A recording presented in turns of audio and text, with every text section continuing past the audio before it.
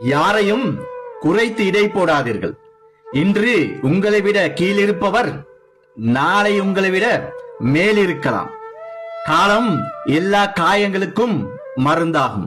எல்லா கேள்விகளுக்கும் பதில் சொல்லும். தலைக்கணத்தில் யாரையும் குறைத்து இடை போடாதீர்கள்.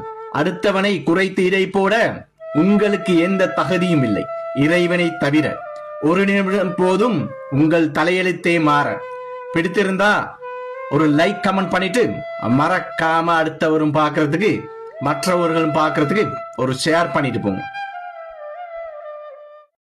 யாரையும் குறைத்து இடை போடாதீர்கள். இன்று உங்களை விட கீழிருப்பவர் நாளை உங்களை விட மேலிருக்கலாம். காலம் எல்லா காயங்களுக்கும் மருந்தாகும்.